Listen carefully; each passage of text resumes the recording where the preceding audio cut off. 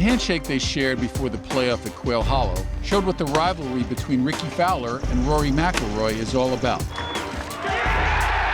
McIlroy has the U.S. Open, but since that win last summer at Congressional, Rickie has stepped it up, beating Rory twice, by 6 shots last fall in the Korea Open and in sudden death at this year's Wells Fargo Championship. With a little help and motivation from a friend, #GoTime has finally arrived for Rickie Fowler. You are yoked up today, man. Look at you. Yeah, I spent my hour with Joey D this morning. Really hit the weights hard. I really just wanted to get pumped up this morning, so I look good on camera. You don't quite have the veins in your biceps like Joey D, but it's starting to show some. You know, I know Rory's working out. Rory's been getting after it in the gym. Obviously, it's starting to show, and he's been playing well. It could be a real cool, friendly rivalry. We played against each other at the '07 Walker Cup over in Northern Ireland, and then kind of moved on from there. Once he turned pro, right after that, and I waited another 2 years and getting to be around each other more and getting to know each other. It's definitely been a lot of fun, but at the same time, we're trying to beat each other as bad as possible.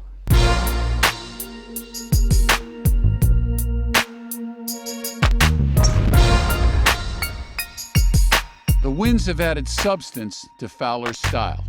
Part Leonardo DiCaprio, part Johnny Depp as Jack Sparrow, orange on Sunday with a flat-brimmed cap, sometimes on backwards. It's a style Rickie Fowler owns. You sticking with orange on Sunday? I am. I'm orange to the bone. You gonna cut your hair? I don't know. There may be a trim here soon. It's getting a bit long, but I gotta stick with my style. Rickie's style was the result of a questionable attempt at a mustache for the Movember movement that Australian Jeff Ogilvy made famous last November, raising awareness for prostate cancer. On Fowler, it looks like Depp's portrayal of Captain Jack Sparrow in Pirates of the Caribbean. At least that's what Buddy Antonopoulos thought. Buddy, the pro here at Medalist, kind of started throwing that on me. I did do the stash for Movember and kind of jumped on with some of the other guys. I didn't know that Ogilvy was doing it, but kind of fun to be a part of that, and obviously for a great cause. And then shaved it all off and just figured it's off season, low maintenance, have some fun. How important is your look to you? It is important. Obviously, it's part of my brand, it's part of who I am, but at the same time, I gotta be myself. I can't, try and dress up as someone that I'm not. I gotta basically play myself out there. I don't wanna be one guy here hanging out at Medalist and another playing the PGA Tour. I wanna be the same guy inside the ropes as I am out. So, I don't wanna be an act.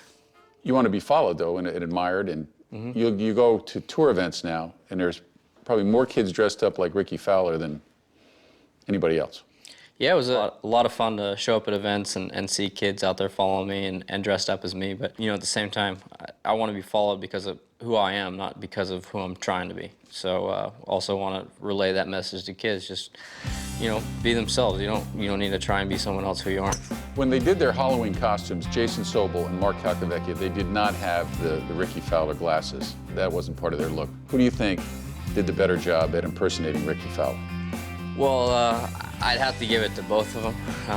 Sobel was a little more the replica. Calc was my big brother. Calc actually went into a sporting goods store in Columbus, Ohio to buy all that stuff, just so you know. I don't know if you knew that. Well, I'm his neighbor. I could have helped him out a little bit. I might have been able to make a couple phone calls. I don't know if he would have been able to fit in the small and mediums, but we could have upped him in size. Who would do a better job? You doing Leonardo DiCaprio in a movie, or Leonardo DiCaprio doing you as a golfer? Probably him playing me as a golfer. I don't really look at having a huge acting career, maybe playing small parts here and there. So I hope he has at least a decent game. But no, I look forward to down the road having some opportunities to maybe play a small part here and there, but I don't look to move to Hollywood and start my acting career.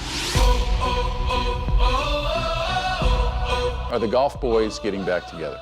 The golf boys, we are trying to work some stuff out. Obviously, it's tough to get the 4 of us together, but yeah, just trying to find a day of our time where the 4 can meet up in one spot and shoot our second video. So hopefully be able to get that knocked out in the next couple months. But like I said, it's tough. Obviously, the first one was a huge hit, and we've been trying to get together since then to work on a second, but haven't been able to yet. So we're trying to please the fans on that one.